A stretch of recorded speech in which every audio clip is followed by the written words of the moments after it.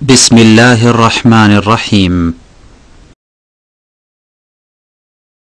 ومن أحسن قولا ممن دعا إلى الله وعمل صالحا وقال إنني من المسلمين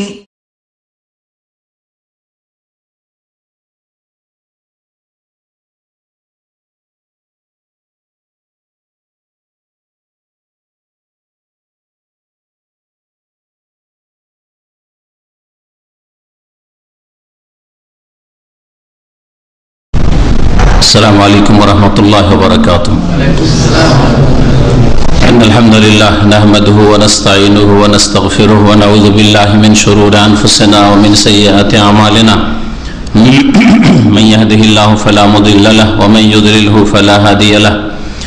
وأشهد أن لا إله إلا الله وحده لا شريك له وأشهد أن محمدا عبده ورسوله صلى الله تعالى عليه وعلى آله وصحبه وسلم تسليما كثيرا. يا أيها الذين آمنوا اتقوا الله حق تقاته ولا تموتن إلا وأنتم مسلمون. يا أيها الناس اتقوا ربكم الذي خلقكم من نفس واحدة وخلق منها زوجها وبث منهما رجالا كثيرا ونساء واتقوا الله الذي تساءلون به والأرحام إن الله كان عليكم رقيبا. يا أيها الذين آمنوا اتقوا الله وقولوا قولا سديدا يصلح لكم أعمالكم ويغفر لكم ذنوبكم ومن يطع الله ورسوله فقد فاز فوزا عظيما. أما بعد فإن خير الحديث كتاب الله وخير الهدي هدي محمد صلى الله عليه وسلم وشر الأمور محدثاتها وكل محدثة بدعة وكل بدعة ضلالة وكل ضلالة في النار. أعوذ بالله من الشيطان الرجيم. ولله على الناس حج البيت من استطاع إليه سبيلا ومن كفر فإن الله غني عن العالمين. আল্লাহ পাক রব্বুল আলামিনের সমস্ত প্রশংসা যে আল্লাহ পাক প্রত্যেক বছরে এমন একটি পবিত্র মৌসুম দান করেছেন যে মৌসুমে আল্লাহ পাক তার একটি ইসলামের বড় ফরজ মুসলিম উম্মতের ওইসব মানুষদের উপর যারা মক্কাতুল মুকাররমা পর্যন্ত পৌঁছিতে পারবে জীবনে একবার গিয়ে এই ফরজ আদায় করা আল্লাহ পাক আবশ্যক করেছেন, অপরিহার্য করেছেন, ফরজ করেছেন। আর তা হচ্ছে বাইতুল্লাহর হজ করা। আল্লাহ পাক রব্বুল আলামিন এই ইবাদত যে ফরজ করেছেন এটি হচ্ছে ইসলামের একটি রুকন এবং এর মধ্যে রয়েছে অনেক রকমের দিন দুনিয়ার উপকারিতা। সালাত এবং সালাম নাযিল হবে নবী মুহাম্মদ রাসূলুল্লাহ সাল্লাল্লাহু আলাইহি ওয়াসাল্লামের উপর, যিনি নিজেও হজ করেছেন। 1,24,000 বেশি সাহাবায়ে কেরাম রাদিয়াল্লাহু তাআলা আনহুম আজমাইনকে সাথে নিয়ে হজ্জাতুল ওয়াদাই বিদায় হজে এবং তাতে বারবার করে তিনি তার বিভিন্ন আলোচনায় বিভিন্ন স্থানে এই বিষয়টি উল্লেখ করেছেন যে লিতাখুযু আন্নী মানাসিকাকুম, তোমরা আমার কাছ থেকে তোমাদের হজের বিধিবিধান শিখে নাও, গ্রহণ করো। এই জন্য হজ ওইভাবেই আদায় করতে হবে যেইভাবে মুহাম্মদ রাসূলুল্লাহ সাল্লাল্লাহু আলাইহি ওয়াসাল্লাম আদায় করেছেন। সংখ্যায় বাড়ানোটা বড় কথা নয়, কোয়ালিটি সুন্দর হয় হচ্ছে সবচাইতে বড় কথা। দিনের ক্ষেত্রেও এবং দুনিয়ার ক্ষেত্রেও। দুনিয়ার ক্ষেত্রে এমন কোম্পানিকে মানুষ গুরুত্ব দেয় না যেই কোম্পানির প্রোডাকশন অনেক, প্রতিদিন হাজার হাজার লাখ লাখ এসি তৈরি করতে পারে, লাখ লাখ এই তৈরি করতে পারে, সেই তৈরি করতে পারে, সেই কোম্পানিকে গুরুত্ব দেয় না, তাই না? গুরুত্ব দেয় কোন কোম্পানিকে? মূল্য দেয় যেই কোম্পানির মাল সামানের যে কোনো জিনিস হোক, গাড়ি হোক আর অন্য কিছু হোক বা যে কোনো জিনিস হোক না, যে কোম্পানির মাল সামানের কোয়ালিটি ভালো, উন্নত মানের। সংখ্যা মানুষের কাছে মূল্য রাখে না, মূল্য রাখে মান, যে মান কেমন এইসব মাল সামানের, এমনকি খাদ্যদ্রব্যের ক্ষেত্রে, খাবার জিনিসের ক্ষেত্রেও। তো ওই রকমই দিনের ক্ষেত্রে আল্লাহ পাক রব্বুল আলামিনের কাছে গুরুত্ব রয়েছে যে কে কত সুন্দর আমল করে, কে কত বেশি আমল করে কথা নাই, কে কত সুন্দর সালাত আদায় করে, নামাজ পড়ে, কে কত বেশি নামাজ পড়ে কথা নাই। যে দিনে অমুক ব্যক্তি দিন রাত মিলিয়ে 300 রাকাত নামাজ পড়ে, অমুক এক রাতে 100 রাকাত নামাজ পড়তো, অমুক 200, অমুক 300, অমুক জীবনে তার 60 বার হজ করেছে, হ্যাঁ 100টা উমরা করেছে, এক সফরে গিয়ে 5টা উমরা করে এসছে। যেমন আজকালকার অনেক ওইসব ভাইদেরকে দেখা যায় যারা সুন্নতের ধার ধারে না, নবী কি করেছেন সেটা দেখার বিষয় নাই, সংখ্যা বাড়াইতে পারলেই হলো।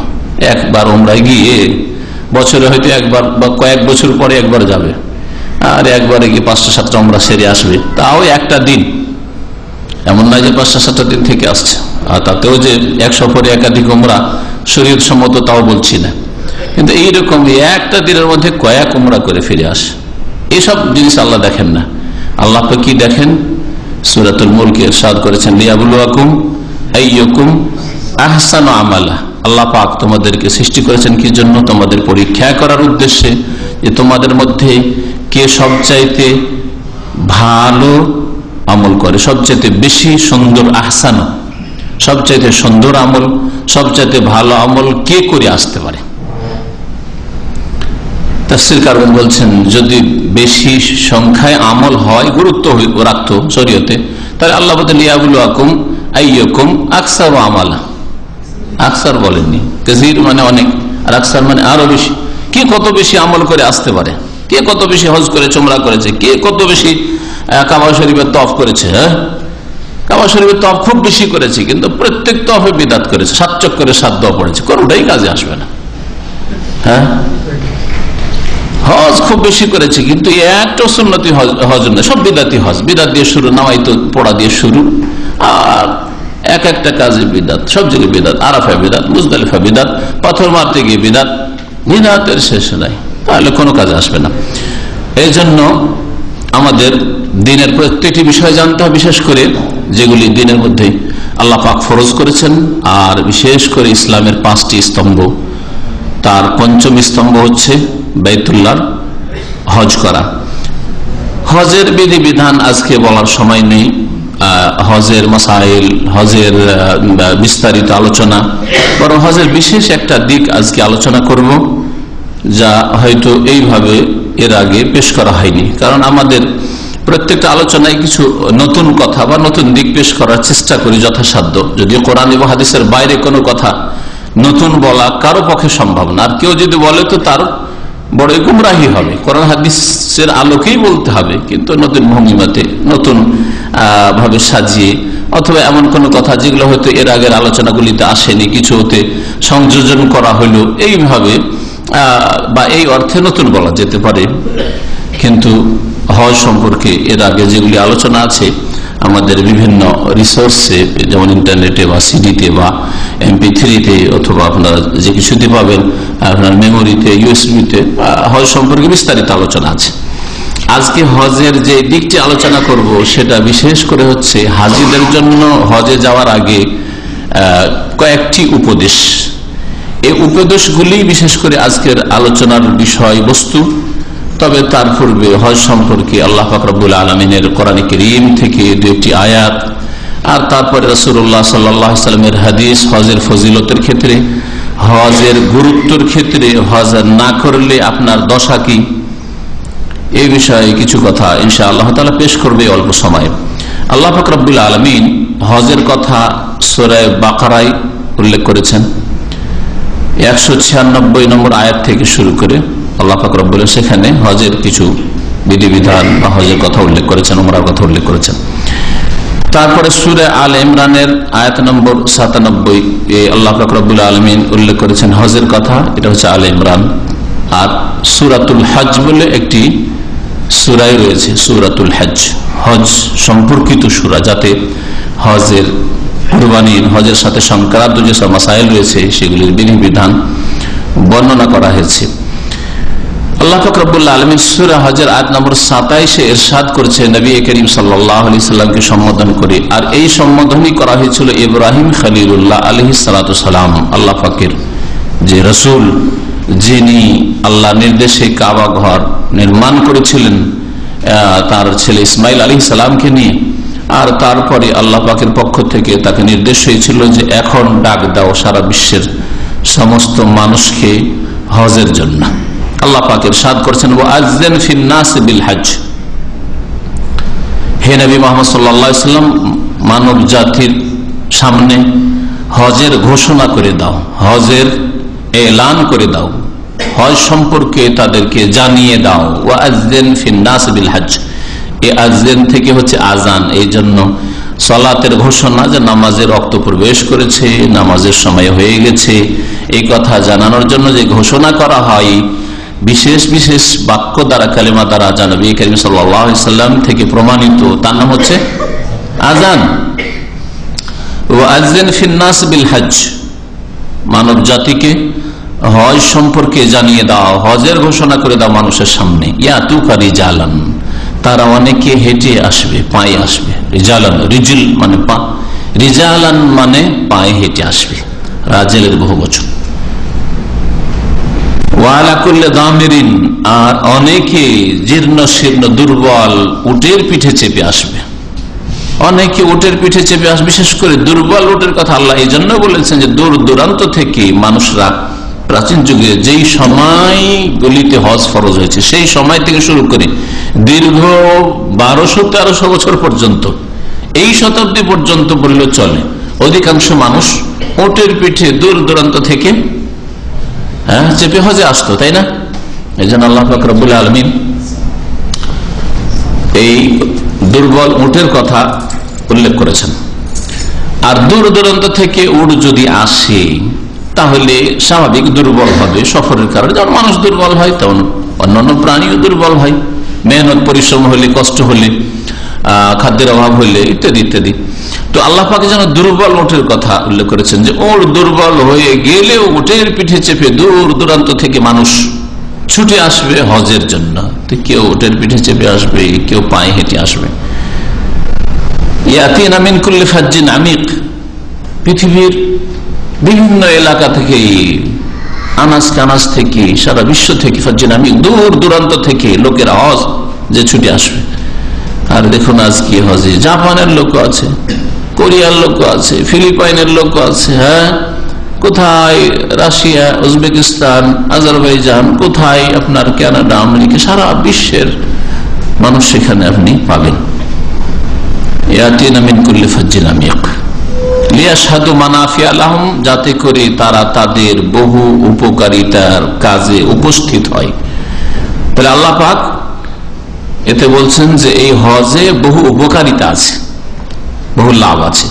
হজের যে লাভগুলি আছে, ব্যক্তি জীবনের লাভ, আর্থিক লাভ, সামাজিক লাভ, দ্বীনি লাভ, দুনিয়াবী লাভ, এই লাভগুলি বা উপকারিতাগুলি ইনশাআল্লাহ তার অন্য এক আলোচনায় আল্লাহ পাক সময় দিলে ইনশাআল্লাহ এই বছরই চেষ্টা করব পেশ করার।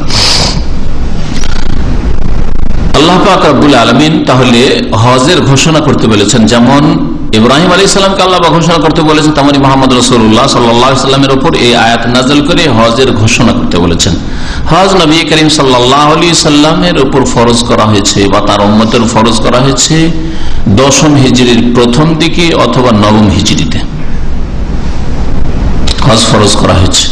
আর হজ ফরজ হওয়ার পরে নবী করিম সাল্লাল্লাহু আলাইহি সাল্লাম বিলম্ব করেননি, হজে গিয়েছেন।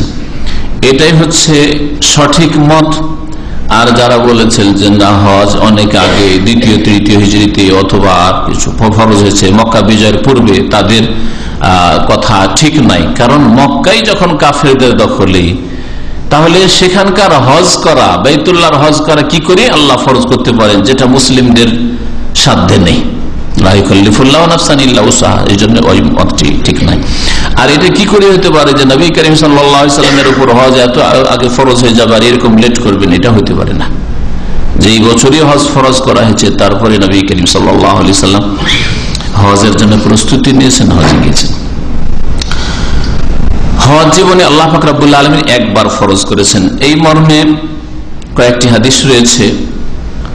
একটি হাদিস শোনাই, যে হাদিসটি সহিহ মুসলিমে রয়েছে, অন্যান্য হাদিসেও রয়েছে। খাতাবানা রাসূলুল্লাহ সাল্লাল্লাহু আলাইহি ওয়াসাল্লাম, রাসূলুল্লাহ সাল্লাল্লাহু আলাইহি ওয়াসাল্লাম আমাদের সামনে খুতবা দিলেন, মানে বক্তব্য করলেন। খুতবা মানে বক্তব্য, খুতবা মানে মন্ত্র নয়, যেমন বিদাতি ভাইরা অনেকে মনে করে খুতবা মানে জুমার খুতবা, ঈদের খুতবা, এগুলি হচ্ছে খুতবা। আর ওয়াজ মাহফিলের বক্তব্য ওইটা খুতবা নয়, ওইটা হলো বক্তব্য।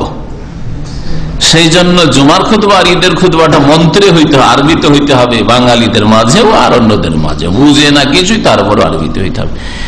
এই জেহালতের কারণে জাতিকে জেহালত অজ্ঞতায় রেখেছে ভুল ফতোয়া দিয়ে।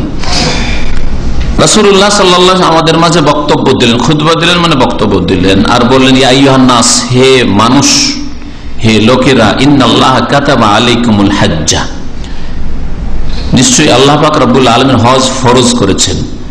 অন্য হাদিসে রয়েছে ইন্নাল্লাহ কাদ ফারাদা আইয়ুহান নাস কাদ ফারাদাল্লাহু আলাইকুমুল হাজ্জ, আল্লাহ পাক রব্বুল তোমাদের উপর হজকে ফরজ করেছেন। ফারাদা শব্দ দিয়ে এসেছে আর কাতাবা শব্দ দিয়ে, কাতাবা মানে ফরজ করা। ফাহুজ্জু, সুতরাং তোমরা হজ করো। ফাকালা রাজুলুন, একজন লোক বলল, সহিহ মুসলিম আছে একজন, কোন একজন লোক বলল, কোন এক সাহাবী, কিন্তু অন্যান্য রিওয়ায়াতে রয়েছে ওই সাহাবীর নাম ছিল আকরা বিন হাবিস। তিনি বললেন যে আফিকুল্লি আমিন ইয়া রাসূলুল্লাহ, এই হজ কি প্রত্যেক বছর করা ফরজ? নবী করিম সাল্লাল্লাহু আলাইহি ওয়াসাল্লাম চুপ থাকলেন।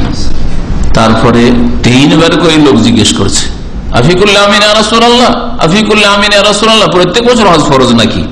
হাত্তা কালাহা সালাসান, তিনবার যখন বলা হয়ে গেছে, ফাকালা রাসূলুল্লাহ সাল্লাল্লাহু আলাইহি ওয়াসাল্লাম, রাসূলুল্লাহ বলেন লাউ কুলতু নাম লা ওয়াজাবাত, আমি যদি হ্যাঁ বলে দিতাম তাহলে তা প্রত্যেক বছর ফরজ হয়ে যেত। হ্যাঁ বলে দিতাম তাহলে প্রত্যেক বছর ফরজ হয়ে যেত। তাহলে ফরজ করা কি নবীর ইখতিয়ারে না আল্লাহর ইখতিয়ারে? আল্লাহর ইখতিয়ারে। তো নবী যে বলছেন আমি হ্যাঁ বললে ফরজ হয়ে যেত। একদল বলছেন যে মৌলিক বিষয়গুলি আল্লাহ পাক রব্বুল আলামিনের পক্ষ থেকে ফরজ করা হয়েছে, নবী করিম সাল্লাল্লাহু আলাইহি ওয়াসাল্লামকে কিছু ক্ষেত্রে ইখতিয়ার দেওয়া হয়েছে, কিন্তু এই মতটি ভুল। এই হাদিসটাকে পেশ করে আমি হ্যাঁ বললে ফরজ হয়ে যেত। হজ আল্লাহ ফরজ করেছেন, কিন্তু জীবনে একবার না বছরে, প্রতি বছরে একবার।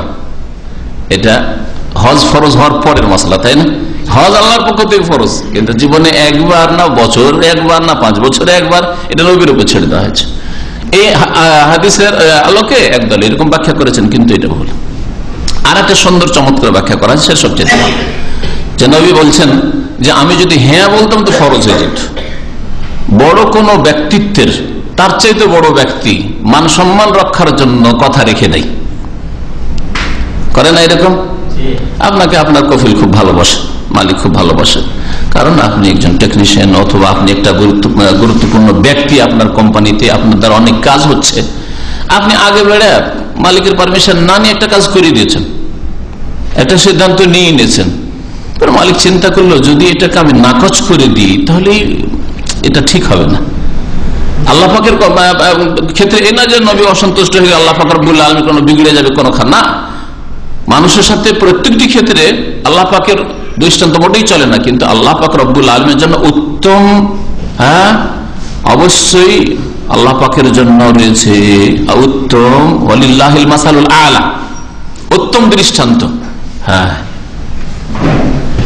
তো আল্লাহ পাক রব্বুল আলামিন নবী করিম সাল্লাল্লাহু আলাইহি ওয়াসাল্লাম মান মর্যাদা রাখার জন্য, অনেক সময় মান মর্যাদা রাখার জন্য যে লোকটা তো মানহানি হবে, একটা হুকুম করে দিয়েছে ওয়ার্কারদেরকে, আর আমি যদি বলি না তুমি কে বললো, তাহলে লোকটা আর মান ইজ্জত নষ্ট হবে, অপমান হবে। হ্যাঁ, এদের কাছে হালকা হবে না, তো কথাটা রেখেই দিই, হয় না এরকম? কি আল্লাহ পাক রব্বুল আলামিন নবী করিম সাল্লাল্লাহু আলাইহি ওয়াসাল্লামকে সমস্ত মানুষের উপর শ্রেষ্ঠত্ব দান করেছেন, ফজিলত দান করেছেন। নবী করিম সাল্লাল্লাহু আলাইহি ওয়াসাল্লাম নিজের পক্ষ থেকে যদি বলেই দিতেন যে হ্যাঁ প্রতি বছর ফরজ, তো আল্লাহ পাক রব্বুল আলামিন তার এই উচ্চ মর্যাদাকে আপন জায়গায় বহাল রাখার জন্য আমার প্রিয় নবী বলেছেন ওইটাই আমি পছন্দ করি, তার মুখ দিয়ে যেটা বেরিয়েছে সেটাই আমার পক্ষ থেকে হুকুম। লাউ কুলতু নাম লা ওয়াজাবাত, আমি হ্যাঁ বললে সেটাই আল্লাহ হ্যাঁ করে দিতেন, ফরজ হয়ে যেত। আর তখন তোমরা কখনো পারতেন না। 10 বছর 15 বছর সৌদি আরবে থাকা হয়ে গেল, গাড়ি বাড়ি কত কি করা হয়ে গেল, এখন ওই ছোট হজ করে বসে আছে। দেশি হজ হচ্ছে ছোট হজ, হজ করেছে করেছি, কোন হজ? ছোট হজ। হলো অবস্থা। তাহলে প্রতি বছর হজ ফরজ হলে কি অবস্থা হইতো?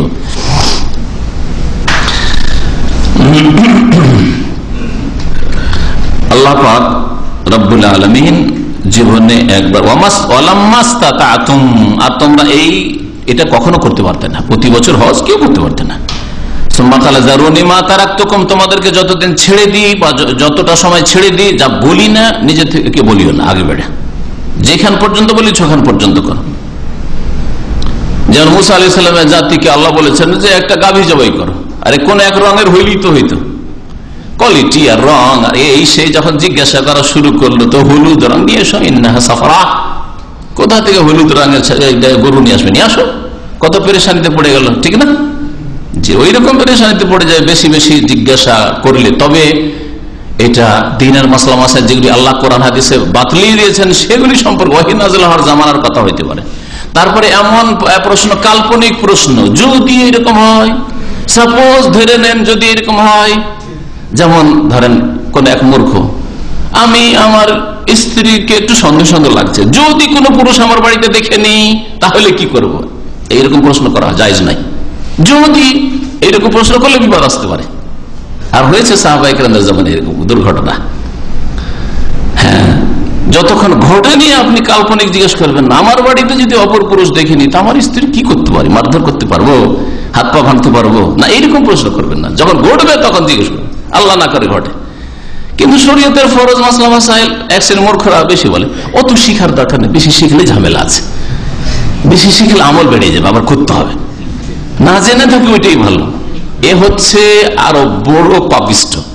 এলেম ফরজ তাও শিখলো না, কোরআন হাদিসের জ্ঞান অর্জন করা ফরজ, ওয়াজিব জানা, হালাল হারাম জানা, ফরজ তরক করলো এলেম শিখার, আর আমল করা ফরজ ছিল ফরজ ওয়াজিব এর উপর, আর হারাম থেকে বাঁচা ফরজ ছিল সেটাও করলো না, তাই না? বিড়ি সিগারেটের হুকুম জানবো না, হালাল না হারাম, জানলেই ঝামেলা আছে, যেটা করছি করি চুপচাপ, চলবে। জর্দার হুকুম জানবো না, যাক চলে যাচ্ছে চলে যাচ্ছে, জিজ্ঞাসা করলে ঝামেলা আছে। কাকে জিজ্ঞাসা করতে যে কি মাকরুহ যে হারাম করে দেয় তখন মুশকিল, আবার ও জিজ্ঞাসা করে চলবে নাকি? অবশ্যই জানতে হবে আপনাকে, ফরজ।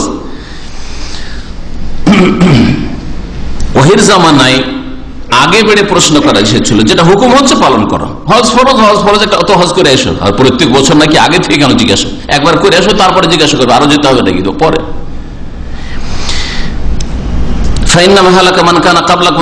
তোমাদের পূর্বের লোকেরা ধ্বংস হয়েছে কিন্তু বিকাশাতে সওয়ালিহিম, তাদের বেশি বেশি জিজ্ঞাসাবাদের জন্য, ইখতিলাফিহিম আলা আনবিয়াহিম, নবীর একটা কথা বললো আর উল্টো পাল্টা করা শুরু করলো, তার কারণে কিন্তু ধ্বংস হয়েছে। ফাইজা আমারতুকুম বিশাইইন, কোন কাজের হুকুম দিলে ফাতু মিনহু মাসতাতাতুম, যদি নির্দেশ দিই যথাসাধ্য পালন করো। ওয়াইজা নাহাইতুকুম আন শাইইন, আর কোনো কিছু সম্পর্কে নিষেধ যদি করি ফাদাউহু, তাহলে অবশ্যই, তাহলে নিষেধ করলে ছাড়া ফরজ, ওই ক্ষেত্রে যথাসাধ্য ছাড়ো নাই, আর আদেশ করলে যথাসাধ্য পালন করো, দুটোতে পার্থক্য আছে। দুটো উদাহরণ দিই তাহলে বুঝতে পারবেন। আল্লাহ পাক কোরআনে তাহাজ্জুদের কথা বলেছেন না বলেননি? হ্যাঁ, নবী তাহাজ্জুদ পড়েছেন না পড়েননি? এটা হুকুম, তাই না? তাহাজ্জুদ পড়ো, হ্যাঁ, তাহাজ্জুদ পড়ার প্রশংসা, তাই না? হুকুম দেওয়া হয়েছে যথাসাধ্য পালন করো, এমনকি ফরজ নামাজের হুকুম করা হয়েছে, তাই না? যথাসাধ্য পালন করো, যথাসাধ্য পালন করো। আপনার সাধ্যে যদি দাঁড়িয়ে থাকে দাঁড়িয়ে করবেন, না দাঁড়াইতে পারছেন না বসে নামাজ পড়েন, বসে পারছেন না শুয়ে পড়েন, শুয়ে নামাজ নড়াচড়া করতে পারছেন না, হাত নাড়াইতে পারছেন না, চোখের ইশারায় পড়েন। হ্যাঁ, যুদ্ধের মাঠে দৌড় দিতে দিতে পড়েন, আছে না নেই যুদ্ধের মাঠের নামাজ? তাহলে হচ্ছে যথাসাধ্য পালন করো, নির্দেশ যেহেতু নামাজ যথাসাধ্য পালন করো। রোজা ফরজ এরকমই, যখন বেহুশ হয়ে গেছো আর পারবে নামাজ পড়তে, হ্যাঁ, ফাতু মিনহু মাসতাতাতু, যথাসাধ্য। এখন সাধ্যে নেই, কারণ তোমার চোখের পাতাও নড়বে না, সুতরাং বেহুশ হয়ে গেছো আর নামাজ ফরজ নেই। এর বুঝতে পারলেন উদাহরণ? রোজা পারলে রাখতে হবে। মুসাফির অসুস্থ, তাহলে অন্য সময় রাখিও না। একবার স্থায়ী অসুস্থ, তাহলে ফিদিয়ে দিয়ে করে মেশিন খাওয়াই দিও, আছে না নেই? তাহলে ইতিবাচক যেগুলি হুকুম, সেই ক্ষেত্রে শরীয়তের বিধান হচ্ছে যথাসাধ্য পালন করো। কোন ব্যক্তি যদি বলে যে আমি নামাজ পড়তে পারছি না, সে মিথ্যুক কিনা? হ্যাঁ, যতক্ষণ হুশে আছে মিথ্যুক। বেহুশ হয়ে যাওয়ার পরে যদি বলে যে এক নামাজ পড়তে পারছি না, হুশ চলেছে তো কথা বলছে, তাই না? কথা যখন বলছে হুশ এসছে, তাহলে তখন নামাজ ফরজ। নিষেধের ক্ষেত্রে কেউ যদি বলছে ভাই আমি জর্দা ছাড়তে পারছি না, নিষেধের ক্ষেত্রে উদাহরণ দেন, ভাই বিড়ি সিগারেট আমি ছাড়তে পারছি না, হস্তমৈথুন আমি ছাড়তে পারছি না, একজনের সাথে এক মহিলার সাথে প্রেম হয়ে গেছে আমি ছাড়তে পারছি না, টেলিফোন না করলে প্রেশান হয়ে যায়, ছাড়তে পারছি না, তো কি বলবেন? যথাসাধ্য চেষ্টা করো বলবেন নাকি? নবী কি বলছেন? ওয়াইজা নাহাইতুকুম আন শাইইন, কোন কথা কোন কাজ থেকে নিষেধ করলে কি করো? ফাদাউহু, অবশ্যই ছাড়ো। সেক্ষেত্রে যথাসাধ্যের কথা নেই, অবশ্যই সাধ্যে আছে।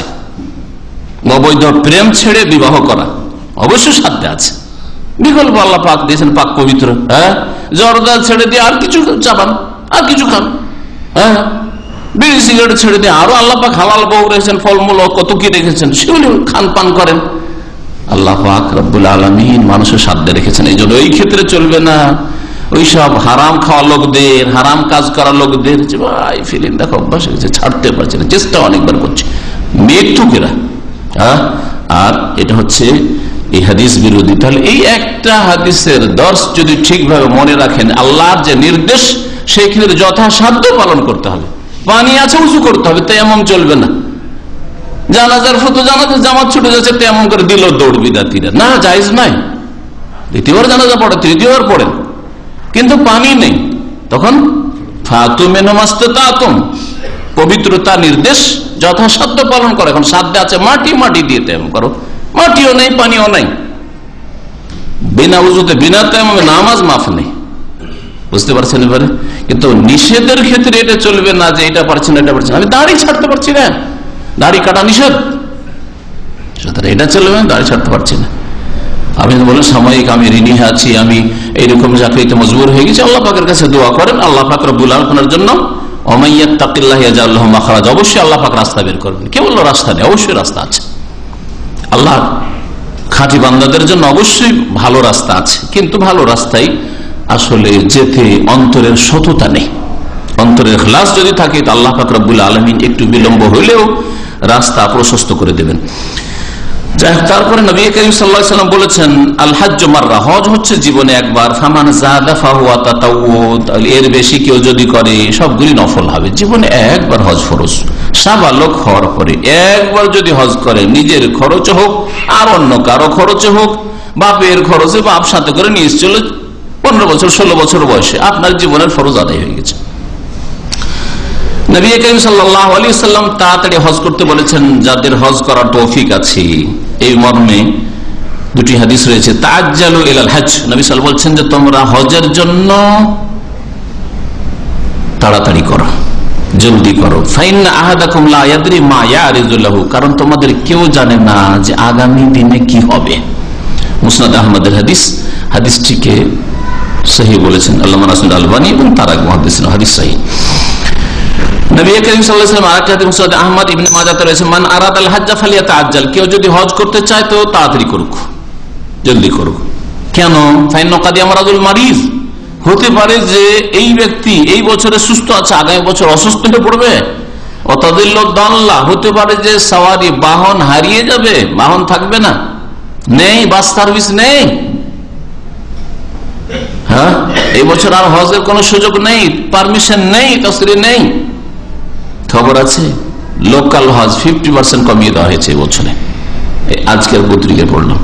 আর বিদেশি হজ, ইন্টারন্যাশনাল হাজিদের 20% 20% কমিয়ে দেওয়া হয়েছে। তাহলে ধরেন এখান থেকে যদি 10 লাখ হজ করতো তো 5 লাখ, 5 লাখ করতো তো 2.5 লাখ, ওতে আপনি হয়তো আর চান্স পাবেন না। গত বছর আরো 5 বছর আগে 1000 রিয়ালে হজ হইতো, আরো সস্তা, আরো 5 বছর আগে আরো সস্তায় 2-4-500 রিয়ালে হজ হইতো। এখন 5000 রিয়ালেও আপনার হজ হচ্ছে না।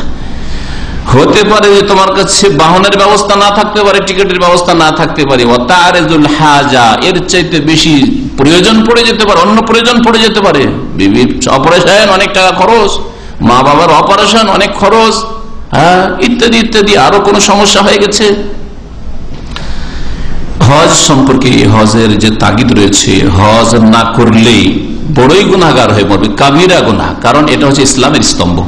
আর হজ কি অবহেলা যদি করে, এমন যারা হজ করেছে এমন কি করেছে, আর আমি না করলেই বা এমন কি অপরাধ করলাম, অথচ সচ্ছল, তাহলে কুফরের আশঙ্কা আছে। আর যে অস্বীকারী সে কাফের সর্বসম্মতিক্রমে, বিল ইত্তেফাক, ইজমা রয়েছে।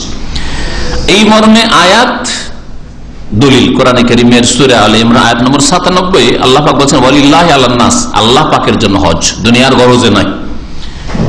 ওই সব মানুষদের উপর হিজ্জুল বাইত, বাইতুল্লাহর হজ করা ফরজ, মানিস্তাতা ইলাইহি সাবিলা, যার কাছে বাইতুল্লাহ পর্যন্ত পৌঁছার ব্যবস্থা আছে।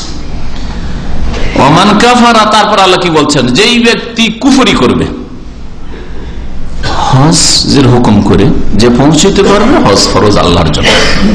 তারপর আল্লাহ বলছেন ওমান কাফারা, যে কুফরি করবে, ফাইন্নাল্লাহা গানিয়ুন আনিল আলামিন, তাহলে সেই কুফরি করার লোককে জেনে রাখা উচিত যে আল্লাহ পাক বিশ্ব জাহানের সমস্ত সৃষ্টি থেকে অমুখাপেক্ষী, কারো মুখাপেক্ষী নন, কারো হজের মুখাপেক্ষী নন, কারো কোরবানির মুখাপেক্ষী নন, কারো আরাফা আর মুজদালিফা আসার মুখাপেক্ষী নন আল্লাহ পাক রব্বুল আলামিন, কারো বাইতুল্লাহর তাওয়াফ করতে আসুক এর মুহতাজ আল্লাহ পাক রব্বুল আলামিন নন। ফাইন্নাল্লাহা গানিয়ুন আনিল আলামিন, তুমি হজ করে আল্লাহ পাকের কিছু করে দিলে, আল্লাহ পাকের দ্বীনকে শক্তিশালী করলে, এইসব তোমার ভ্রান্ত ধারণা যদি মনে করো, তুমি তোমার কল্যাণের জন্য হজ করেছো, আল্লাহ পাকের জন্য করনি, আল্লাহ পাকের দ্বীনের জন্য করনি, তোমার জন্য করেছো তুমি। আর তোমার উদ্দেশ্যে, তোমার কল্যাণের জন্য আল্লাহ পাক ইবাদত বন্দেগী ফরজ করেছেন, আল্লাহ পাকের আদেশ নিষেধের বিধান নাযিল করেছেন, শরীয়ত নাযিল করেছেন। ফাইন্নাল্লাহা গানিয়ুন আনিল আলামিন, তো এখানে আল্লাহ পাক কি বললেন, ওমান কাফারা, যে কুফরি করবে। তাফসীর কারগণ, ফুকাহায়ে কেরাম যারা এই আয়াত সামনে রেখে বলতে চেয়েছেন যে যদি কেউ হজকে অস্বীকার করে, অবহেলা করে, তাহলে ওমান কাফারা, কুফরি করল। তারপরে আল্লাহ রাস্তায় জিহাদ করা, কিন্তু আল্লাহ রাস্তায় জিহাদের ওই রকমই শর্ত রয়েছে যেমন রোজার জন্য শর্ত রয়েছে। একটা লোক যদি সফরে খুব বেশি কষ্ট হয় আর রোজা রাখে, তো নেকি হবে না গুনাহ হবে? একটা লোক খুব অসুস্থ, রোজা রাখতে মোটেই পারছে না, বড়ই কষ্ট হচ্ছে, তারপরে যদি রোজা রাখে, তো নেকি হবে না গুনাহ হবে? এটা কোনো মৌখিক কথা নাই। নবী করিম সাল্লাল্লাহু আলাইহি ওয়াসাল্লাম একবার সফরে কিছু সাহাবায়ে কেরাম বেহুশ হতে যাচ্ছে, পড়ে গেছে, আর লোকে চোখে মুখে পানি দিচ্ছে, একটু পানি খাওয়াচ্ছে, এই অবস্থা, আর রোজা ছাড়ছে না। নবী সাল্লাল্লাহু আলাইহি ওয়াসাল্লাম লাইসা মিনাল বির আস-সিয়ামু ফিস সাফার, সফরে রোজা রাখা কোনো নেকির কাজ নয়। রোজা তো ফরজ, কিন্তু তার শর্ত যেহেতু পুরা নাই যে আপনাকে মুকিম হইতে হবে, বাড়িতে হইতে হবে। সফরে থাকলে আর কষ্ট হলে, বিশেষ করে সফরে থেকে যদি নরমাল সফর হয়, রোজা রাখতে পারে, ছাড়তে পারে, কিন্তু যদি কষ্টকর সফর হয় তাহলে রোজা রাখা গুনার কাজ, এই হাদিস প্রমাণ করে। তাহলে রোজার জন্য যদি শর্ত থাকে, তো জিহাদের জন্য শর্ত নেই। জিহাদের জন্য প্রথম শর্ত হচ্ছে ইন্নামাল ইমামুল জুন্নাহ, ইমাম সরকার হচ্ছে ঢাল কর্ম, সে প্রতিরক্ষার ব্যবস্থা করবে। আর এটা মোল্লা হুজুরের ফতোয়া দিয়ে জিহাদ হয় না।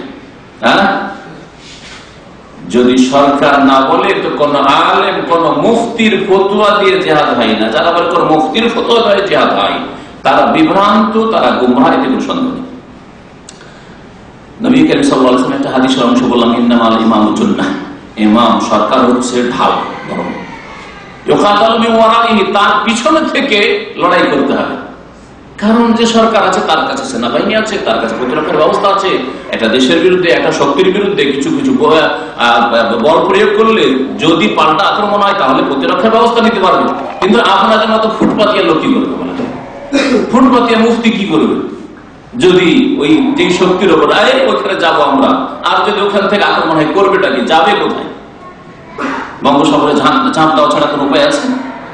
বঙ্গোপসাগরে ঝাঁপ দিতে হবে, আত্মহত্যা করতে হবে, আর না হলে কাফেরদের হাতে গিয়ে গোলাম হতে হবে কাফেরদের।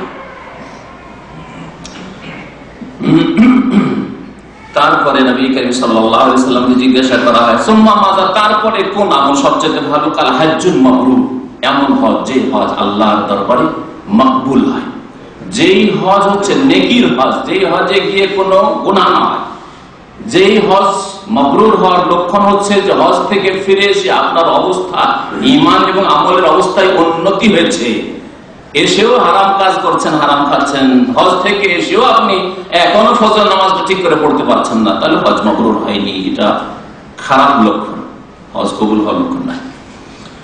নবী করিম সাল্লাল্লাহু আলাইহি ওয়াসাল্লামের এই হাদিস বুখারী মুসলিমে রয়েছে। আরেকটা হাদিস শোনাই, আর এই দুটি হাদিস আবু হুরায়রা থেকে, আরো একটি হাদিস আবু হুরায়রা রাদিয়াল্লাহু তাআলা আনহু থেকে বর্ণিত রয়েছে হজের ফজিলতে। মান হাজ্জা হাযাল বাইত, এই ঘরের যে হজ করলো, ফালাম ইয়ারফুস, আর যৌন সম্পর্কেও কোনো কথা বা কাজ করলো না।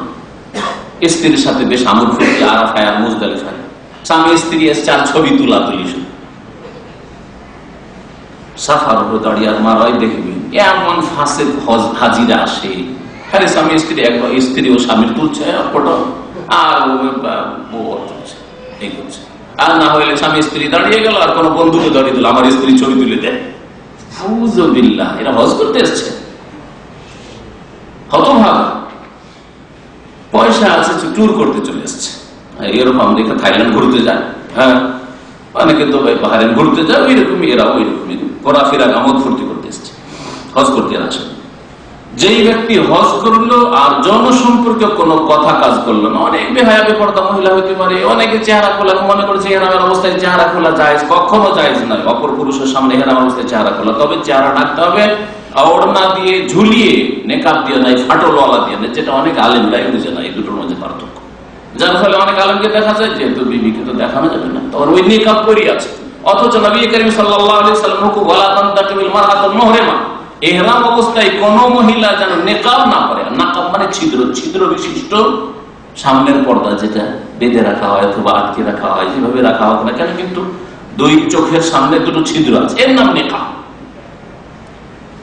আর মা আয়েশা রাদিয়াল্লাহু তাআলা আনহা যখন অপর পুরুষরা কাছে চলে আসতো তখন সাদালাত ইহদানা জিলবাবা, আমরা ওড়না জিলবাব ওড়নাকে আমরা সামনে লটকে দিতাম এইভাবে। তো এইভাবে ঢাকবে, তাহলে দুই হাদিসের সমন্বয়ে সঠিক আমল হবে। এক শ্রেণী ধার্মিক লোকেরা ভুল করে, নেকাব বুঝে না এর কারণে, আর আরেক শ্রেণী দুনিয়াদার লোকেরা ভুল করে, স্ত্রী চেহারা খুলে অপর পুরুষের কত যে হাজার হাজার লাখ লাখ পুরুষ দেখছে, আর ফাসিকদের কত যে বদনজর পড়ছে, আল্লাহ পাক বলেন।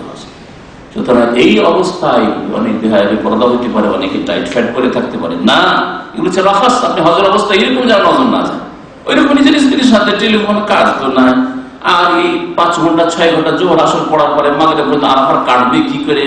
দোয়া তো 5 নয় 10 মিনিট 15 মিনিটের বেশি তো দোয়া করার তৌফিকও নাই। এত জিকির আজকাল দোয়া কোথা থেকে কি পড়বো না পড়বো এই ধরিয়ে দিল, আর তাও সস্তা ইন্টারনেট, মাশাআল্লাহ, বিবির কাছে ওখানে ওর কাছে এই ধরাই দিল। না, রাফাস ইহরামের অবস্থায় এসব জায়েজ নয়।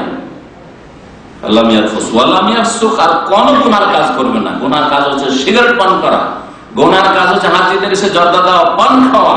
যে গুনাহগুলি অহরহ হচ্ছে হাজিদের, বড় বড় হাজি, মৌলভী হাজি, হুজুর হাজি, মুফতি হাজি, মুআল্লিম হয়ে এসছে শিখাবার জন্য, গাইড এসছে, ওয়াজের গ্রুপ নিয়ে আবার ফতোয়াবাজি করছে, আর হারাম খাচ্ছে আরাফা মুজদালিফায় আর মক্কাতুল মুকাররমায় ওই জর্দা তামাক আর হজ করছে।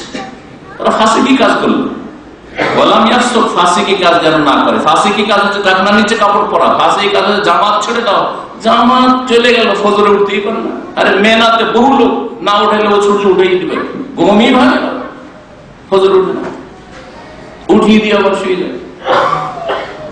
অনেকে বিনা ওযুতে নামাজ পড়ে, দেখলো ভিড় ভাড় আজান এদিক ওদিক দেখে, আমি নিজের চোখে দেখেছি, ঘুম গাঢ় ঘুমে উঠলো, ওঠার পরে দেখছি এখান থেকে যাবো, আজ আমার তো আর পাবো না, একটু দূরে সরে গিয়ে নামাজ শুরু করে দিল।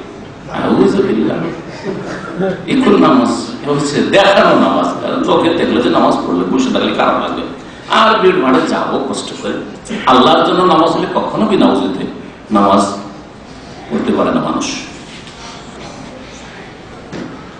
তো যারা ফাসিকি কাজ করবে না আর কোন জনসম্পর্ক কাজ করবে, জনসম্পর্ক কাজ কথা এগুলো ফাসিকি, কিন্তু বিশেষ যেহেতু গুনাহ সেজন্য আলাদা করে বর্ণনা করা হয়েছে। যদি এগুলো থেকে মুক্ত হয়, রাজা কামা ওয়ালাদাত উম্মুহু, সেই দিনের মতো হয়ে ফিরে আসবে যেই দিন তার মা তাকে ভূমিষ্ঠ করেছিল।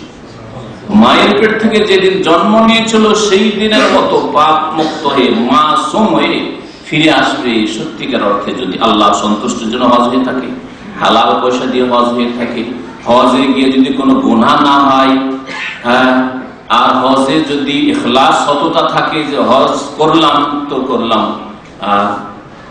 আমি এরপরে কখনো গুনাহের দিকে যাব না, কাবিরার দিকে যাব না, তওবা করে জীবনের সমস্ত গুনাহ থেকে যেগুলি গুনাহে ডুবেছিল আর সেই গুনাহগুলি থেকে সংশোধনের জন্য আল্লাহর সাথে ওয়াদা করবে। এই হচ্ছে হজে মাবরুর, বা এই হজের সওয়াব হচ্ছে যে নিষ্পাপ হয়ে ফিরে আসা।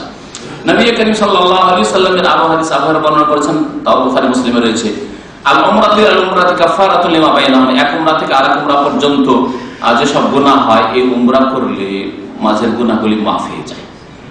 এইরকম যতগুলি হাদিস রয়েছে তার মানে হচ্ছে ছোট গুনাহ মাফ হয়। কারণ যদি ছোট গুনাহ না থাকে, ছোট গুনাহ অন্য আমল দিয়ে মাফ হয়ে যায়, তাহলে বড় গুনাহ মাফের সম্ভাবনা আছে।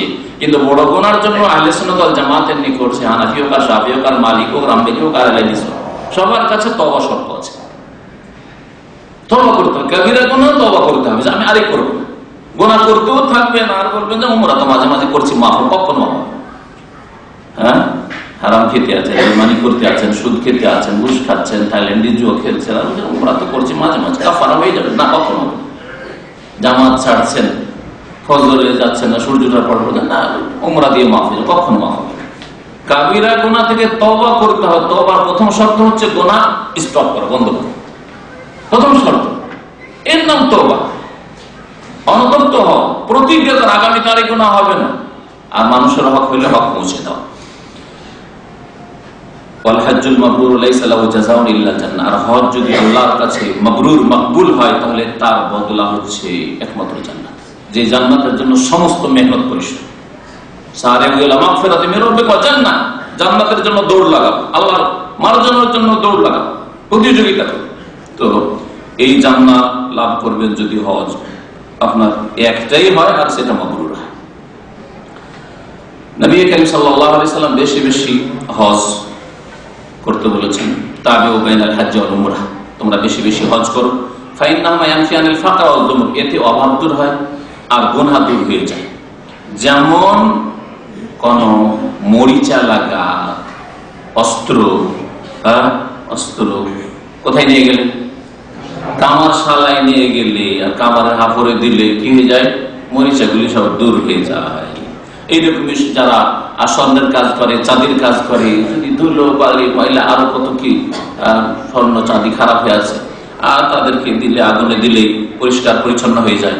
ওয়ালাইসা লিল হাজ্জাতিল মাবরুরাতি সাওয়াবুন ইল্লা জান্নাহ, এটা হচ্ছে তিরমিজির হাদিস। আর হাদিসটি সহিহ যে হজে মাবরুরের সওয়াব হচ্ছে একমাত্র জান্নাত, আর গুনাহ খাতা মাফ হয়ে যায়, অভাব দূর হয়। তাহলে হজ করতে গিয়ে কখনো এই চিন্তা করবেন না যে ৫,০০০ রিয়াল খরচ করে দেব, ৬ মাস পর আবার দেশে যাব, এই টাকাটা দেশে গেলে আবার কাজে লাগবে, ১ লাখের বেশি দেশে অনেকটা টাকা, এই টাকা দিয়ে হজ করবো না, কখনো চিন্তা করবেন না। আল্লাহ পাক উত্তম বিকল্প দেবেন, অভাব দূর হবে। আর যদি এই আশঙ্কা করেন যে না হজ করলে এইরকম আর্থিক দিক থেকে দুর্বল হয়ে পড়বো, তাই আল্লাহ বরকত নষ্ট করে দেবেন, আল্লাহ পাক এই ক্ষেত্রে কোরআনে কারীমে ইরশাদ করেছেন, যখন মুশরিকদের মক্কায় প্রবেশ বন্ধ করে দেওয়া হলো, ইন্নামাল মুশরিকুনা নাজাস ফালা ইয়াকরাবুল মাসজিদাল হারাম বা'দা আমিহিম হাযা। আল্লাহ বলেন মুশরিকরা নাপাক, সুতরাং এই বছর পরে যেন কোন মুশরিক পুত্তলি আল্লাহ ছাড়া অন্যকে সিজদাকারী মসজিদ হারামের কাছে না আসে। স্বাভাবিক লাখ লাখ মুশরিকরা আসতো, তাহলে কত মক্কার লোকের কেনাকাটা হইতো, কত ব্যবসা হইতো, তাই না? কত টাকা ইনকাম হতো, চিন্তা করতে পারেন না আপনি। তাহলে একটা তো আশঙ্কা হইতে পারে যে আর্থিক দিক দিয়ে তো আমরা ক্ষতিগ্রস্ত হবে। হ্যাঁ, আজকে যদি ধরেন 30 লাখের জায়গায় 10 লাখ হাজি আসে, তাহলে কত টাকা খরচ গেল। এরোপ্লেন দ্বারা ইনকাম, হ্যাঁ, এখানে তাঁবু দ্বারা ইনকাম, গজ বিল্ডিং দ্বারা ইনকাম, বাস আর গাড়ি আর যতগুলি চলছে, কত যে ইনকাম হচ্ছে ব্যক্তি আর বড় বড় প্রতিষ্ঠানের ইত্যাদি ইত্যাদি, ইনকামের শেষ নেই, তাই না? তাহলে এই আশঙ্কা যখন হতে পারে, আল্লাহ বলছেন ওয়াইন খিফতুম আইলাতান ফাসাউফা ইউগনিকুমুল্লাহু মিন ফাদলিহি, যদি অভাবের ভয় করো যে মুশরিকেরা যদি না আসে, এতদিন ধরে আসতো, আর যদি না আসে তাহলে তো আমাদের ব্যবসা মন্দা হয়ে যাবে, ব্যবসায় তো লস লেগে যাবে, কেনাকাটা করবে কি, কয়টা মুসলমান আছে? ফাসাউফা ইউগনিকুমুল্লাহু মিন ফাদলিহি, আল্লাহ তার ফজল করে মনে করে তোমাদেরকে সচ্ছল করে দেবে, অভাব মুক্ত করে দেবেন, কিন্তু মুশরিককে ঢুকতে দেবে না। আল্লাহ বলছেন, তার কি বোঝা যাচ্ছে? তারা যে হজ করলে আল্লাহ পাক অভাব দূর করে দেবেন, আর কখনোই আশঙ্কা করিয়েন না যে হজ করলে অভাব হয়ে যাবে বা দেশে কি করে যাবে, সব চিন্তা করবেন। ফরজ হজ যদি থাকে অবশ্যই আগে হজ করেন, তারপরে দেশে যান। মহিলাদের জিহাদ হচ্ছে হজ উমরাহ। নবী করিম সাল্লাল্লাহু আলাইহি সাল্লামের হাদিস, নবী করিম সাল্লাল্লাহু আলাইহি ওয়াসাল্লাম বলছেন, সহিহ বুখারীতে হাদিস রয়েছে, লাকিন আফযালুল জিহাদ হজ্জুল মাকবুল, সবচেয়ে উত্তম জিহাদ হচ্ছে হজ্জে মাকবুল। আলাইহিন্না জিহাদুল লা কিতালা ফি, নারীদের জিহাদ হচ্ছে এমন জিহাদ যাতে সশস্ত্র লড়াই নেই, অস্ত্র ধরতে হবে না। আল হজ্জ ওয়াল উমরাহ, হজ উমরা করা। আল্লামা নাসরুল্লাহ রাহমাতুল্লাহ আলাইহি হাদিসটিকে সহিহ বলেছেন। যারা হজ করে উমরা করে তারা আল্লাহ পাক রব্বুল আলামিনের মেহমান। তাই আল্লাহ পাক রব্বুল আলামিনের মেহমান কত আল্লাহ পাকের কাছে মর্যাদা রাখে চিন্তা করুন। এখন আসি আমাদের আলোচনার আসল যে বিষয়বস্তু, যে হাজিদের জন্য কিছু উপদেশ আজকে বিশেষ করে উল্লেখ করব। তার প্রথম উপদেশ হচ্ছে যে হজে যাওয়ার আগে আপনি আল্লাহর কাছে কল্যাণ কামনা করেন। কল্যাণ কামনার নাম আরবিতে কি বলতে পারেন? কল্যাণ কামনার নাম হচ্ছে ইস্তেখারা। খায়র মানে কল্যাণ, আর ইস্তেখারা মানে খায়র তলব করা, কল্যাণ তলব করা। ইস্তেখারা করেন।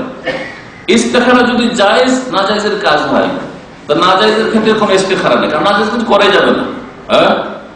জায়েজ কাজের ক্ষেত্রে করবেন, ইস্তেখারা করবেন। শরীয়তের যেগুলো বিধিবিধান, আপনার হজ ফরজ হয়ে আছে, কিন্তু এই বছরের হজ সহি সালামত করতে পারবো কিনা আল্লাহর কাছে একটু কল্যাণ তলব করিনি। তারপরে এই নয় যে আমি আসলে এই ব্যাপারে অনেকের সংশয় এই জন্য হয় যে আমাদের দেশে অধিকাংশ মানুষ মনে করে যে ইস্তেখারা করা মানে গায়েব জেনে না, আর গায়েব জানার পরে ইস্তেখারা করে স্বপ্ন দেখবো, স্বপ্ন দেখার পরে যদি ভালো লাগে করবো, আর না হলে করবো, ভালো স্বপ্ন দেখলে করবো, আর না হলে করবো না। এই যদি এইরকম অর্থ বুঝে হয় ইস্তেখারা, তাহলে ইস্তেখারা নেই, আর এটা জাল কথা, সহি হাদিস নয়, এটা হচ্ছে জাল হাদিস। যে ইস্তেখারা মানে ইস্তেখারা করে স্বপ্ন দেখা, যেটা অধিকাংশ মানুষরা যারা সহি জয়ীফের পার্থক্য বুঝে না, জালের পার্থক্য বুঝে না, তারা এইরকম ধারণা করে। ইস্তেখারা মানে কল্যাণ তলব করা। কাজ আমি করবো, আল্লাহর কাছে 2 টাকার নামাজ পড়ে আল্লাহর কাছে দোয়া করি, কল্যাণ তলব। আল্লাহ আল্লাহ তোমার কাছে কল্যাণ তলব করছে। আল্লাহ তুমি যদি জানো এটা কল্যাণ করো, তাহলে আমাকে তৌফিক দাও। অকল্যাণ যদি হয়তো আল্লাহ কোন একটা কিছু করে তো, যাতে আমি কাজটা না করতে পারি, সবাই চেষ্টা করে করতে পারলাম না, ফেল হয়ে গেল, অতিরিক্ত কল্যাণ ছিল। তো ইস্তেখারা করার কথা উলামায়ে কেরামরা এই জন্য সফরের পূর্বে বলেছেন, যে হজের সফরের পূর্বে, হজের টাকা জমা করার আগে যারা বিদেশ থেকে হজে আসছেন ইস্তেখারা করেন, আল্লাহ এবার হজে যাবো না, যাবো না। দ্বিতীয় আদব হচ্ছে ওয়াসিয়াত, নিজের ওসিয়ত লিখে যাবেন। অনেক পাওনা থাকতে পারে, আপনার পাওনা অন্যের কাছে থাকতে পারে, আপনার উপর অন্যের পাওনা থাকতে পারে। লিখে দিয়েছেন এত টাকা অমুক পাবে, এত টাকা অমুক পাবে, এত টাকা আমার কাছে অমুক পাবে, এত টাকা অমুকের কাছে পাবো, যাতে আপনার ছেলে মেয়েদের হক নষ্ট না হয়। আল্লাহ না করে ফিরে আসতে পারলেন না, ছেলে মেয়ের হক নষ্ট, 1 পয়সা কেউ দিবেন আজকালকার জামানায়, হ্যাঁ, কোন প্রমাণ না থাকলে নিজে থেকে দিতে আসবে না। বলতে গিয়ে হয়তো যেহেতু আসল লোক মারা গেছে, না না না এত টাকা পাবে না, হয়তো অস্বীকার করে দেবে। আমানত উঠে গেছে, কিয়ামতের লক্ষ্যটা কি হচ্ছে? আমানত যখন নষ্ট করে দেওয়া হবে, আমানত থাকবে না। সরকারি পর্যায়ে আমানত উঠে যাবে, ব্যক্তি পর্যায়ে আমানত উঠে যাবে, স্বামী স্ত্রীর মাঝে আমানত উঠে যাবে। আমানতে খেয়ানত যখন হবে, কাউকে টাকা পয়সা দিয়ে ভরসা নেই, মনে হচ্ছে ওর এখন আপনি ভিক্ষুকের মতো ওর সামনে ঘুরে বেড়ান, ওর ইচ্ছা মতো দিবেন, অথচ তার ইহসান করেছে। নিজে থেকে কাউকে ধার দিয়ে টাকাটা সময়ের আগে ফিরিয়ে দিয়ে চলে যাবে, এইরকম লোক হাজার একটা আজকাল খুঁজে পাবেন, মসজিদের মধ্যে হাজার একটা খুঁজে পাবেন আপনি। তাহলে কিভাবে আমানত উঠে গেছে। তো কি বলছিলাম, যে ওসিয়ত লিখে দিয়ে যেতে হবে। এছাড়া ওসিয়ত ধর্মীয় দিনী উপদেশ আর অন্যান্য জমি জায়গার যদি উপদেশ, কাউকে কোনো কিছু দিতে হয় ইত্যাদি ইত্যাদি লিখে দেবেন। আপনি হয়তো মাদ্রাসা দিতে চাইছেন, দিনের কাজে দিতে চাইছেন, মসজিদে দিতে চাইছেন, সেগুলো না লিখে দিলে আপনার ছেলে মেয়েরা দেবেন হয়তো। ওই রকমই আপনার ওপর ঋণ আছে, যদি না লিখে দিয়ে যান, ছেলে মেয়েদেরকে না বলে লিখিত লিখে দেওয়া ভালো। লিখে যদি না দিয়ে যান তাহলে হয়তো দিতে চাইবে না। এই জন্য ওসিয়ত লিখে যেতে হবে যে কোনো রকমের। আর 3 নম্বরে হচ্ছে যে হজে যাওয়ার আগে হজ উমরার বিধিবিধান, আহকাম, মাসাইল ভালো করে শিখে নেবেন। এবং যেখানে সন্দেহ লাগছে যে এটাতে কি হবে, এটা হবে না ওইটা হবে, সন্দেহ হলে সে সম্পর্কে জিজ্ঞাসা করেন ভালো আলেমদেরকে। ফাসআলু আহলা যিকরি ইন কুনতুম লা তা'লামুন। জানা না থাকে তাহলে উলামায়ে কেরামকে যারা জানে, যাদের কাছে কোরআন এবং হাদিসের জ্ঞান রয়েছে, তাদেরকে জিজ্ঞেস করে নেবে, যাতে করে ভুল না হয়। আজকাল অধিকাংশ হাজিরা হজে আসে কিরকম, খুব যদি ভালো হয় তার হজের উদ্দেশ্য, তাহলে আমাদের যে হামলা যাচ্ছে জিজ্ঞেস করবে কোন মুআল্লিম আছে তো, কোন আলেম আছে তো, আমাদের সাথে কেউ থাকবে তো? হ্যাঁ হ্যাঁ হ্যাঁ, কিচ্ছু জানে না, পদে পদে ওর মহতাজ মুখাপেক্ষি একেবারে ফকির, তার কাছে কথাই কথাই, কাজে কাজে। হুজুরের পরে কি করবো, সেই গেটের পরে কি করবো, সেই গেটের পরে কি করবো, সেই এখানে ভুল করে দিয়েছি, সেই এখানে করেছি। মোটেই জায়েজ না এইভাবে। এর সাথে মুআল্লিম আছে, অসুবিধা নেই। আজকাল বিদেশ থেকে পয়সা আছে, চলো 10 জন মিলে একজন মুআল্লিম দান করো, আর মুআল্লিমকে সেদিন চলো হজেতে একজন অমুক মৌলানা সাহেবকে নিয়ে যাচ্ছে, অমুক আলেম সাহেবকে নিয়ে যাচ্ছে, অমুক শেখ সাহেব আমাদের সাথে আছেন, অসুবিধা নেই। না না, এটা হচ্ছে অতিরিক্ত নূর, কিন্তু তার আগে নূর হচ্ছে আপনার অজ্ঞতা দূর করা। অজ্ঞতা হচ্ছে অন্ধকার, জেহালত হচ্ছে অন্ধকার, আর অন্ধকার দূর করে নিজেকে মুনাওয়ার করে আলোকিত করে, অর্থাৎ হজ উমরার আহকাম জেনে তারপরে আলেমের সাথে যান। তারপরে যারা হজ জানা মানুষ, এর আগে অলরেডি একবার হজ করেছে, এলমের সাথে অজ্ঞতার সাথে নাই, এইরকম লোকদের সাথে যান, তাহলে ভালো কথা। হজ উমরা আল্লাহ পাক শরীয়তে দিয়েছেন এবং দ্বীনের ইলম শিখা ফরজ। সুতরাং হজ উমরার মাসলা মাসাইল জেনে যাবেন। যারা হজে যাবেন তারা নিয়মিত, আমাদের যে এই 1 মাস সময় আছে, এর মধ্যে আজকে 6 জিলকাদ, ইনশাআল্লাহ তাআলা অনেকগুলি আলোচনা এর মধ্যে হবে হজের, সবগুলিতে হাজির হওয়ার চেষ্টা করবেন। শুক্রবারে, মঙ্গলবারে, এই বৃহস্পতিবারে, এছাড়া বাইরে যেসব আলোচনা হয়, তাহলে ইনশাআল্লাহ তাআলা হজ আপনারা ঠিকভাবে করতে পারবেন।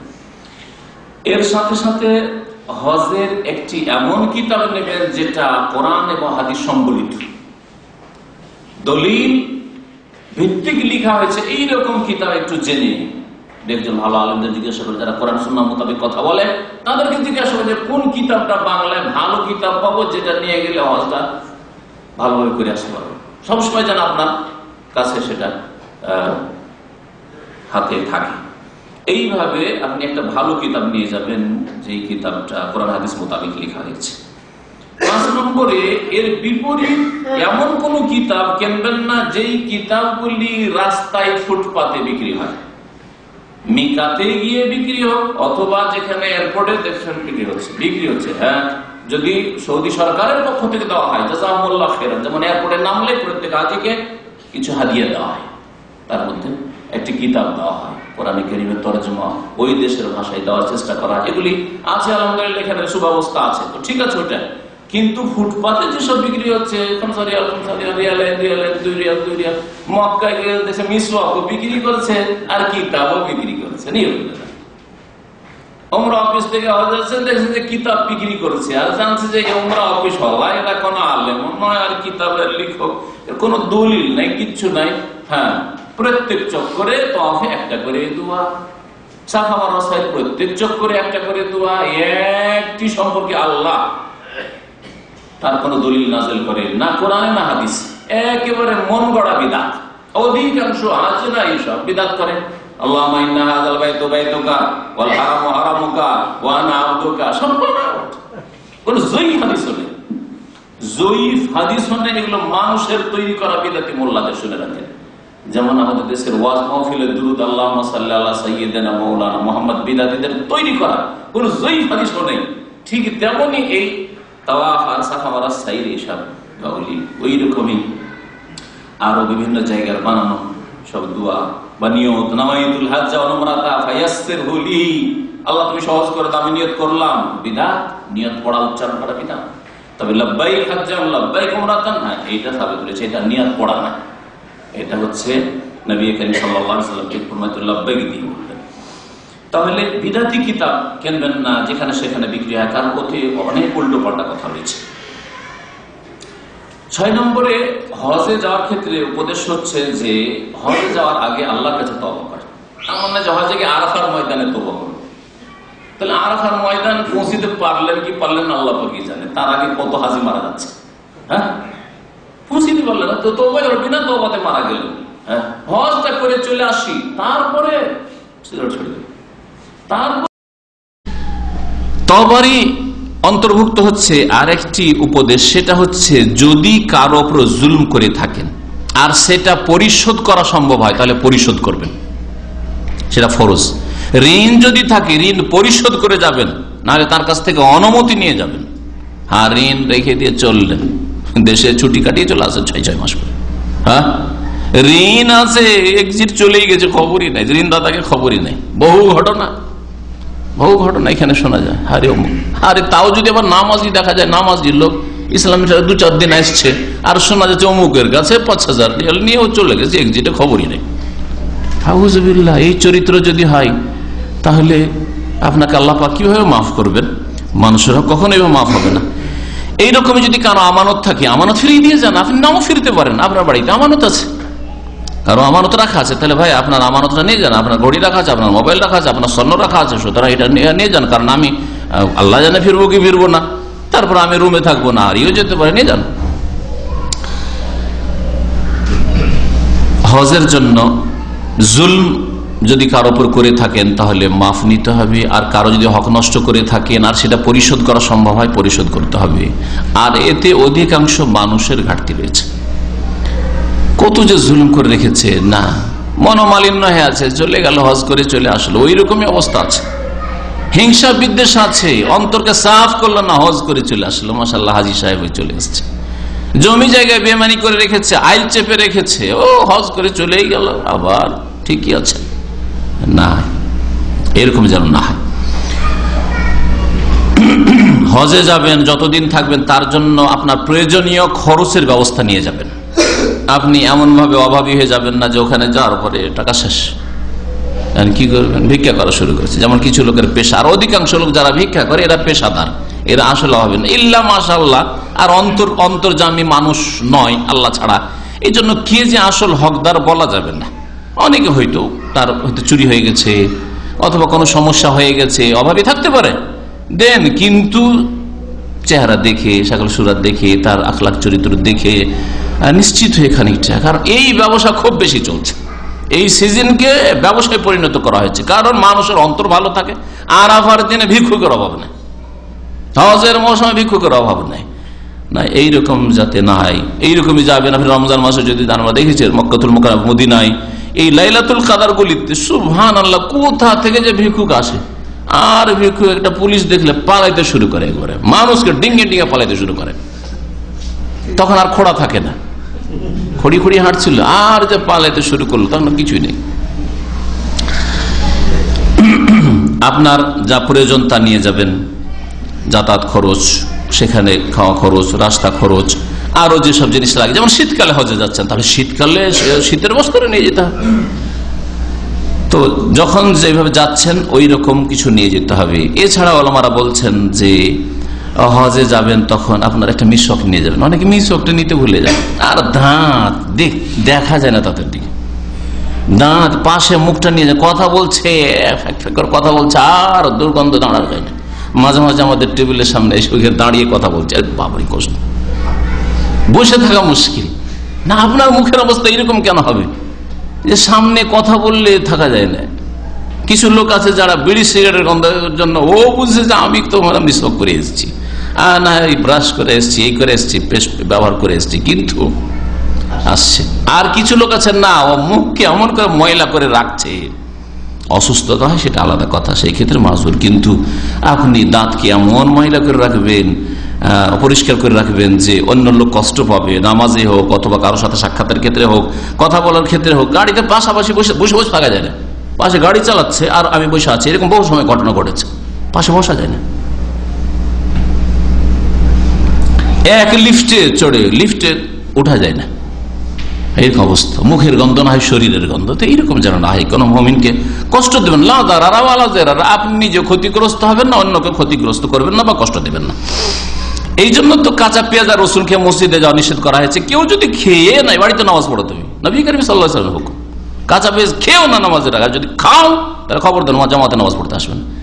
কাঁচা পেঁয়াজ থেকে কত সড়া গন্ধ, যদি মুখ সাফ না করেন তাহলে দাঁতের গন্ধ, মুখের গন্ধ, কত সড়া গন্ধ, বিড়ি সিগারেটের গন্ধ।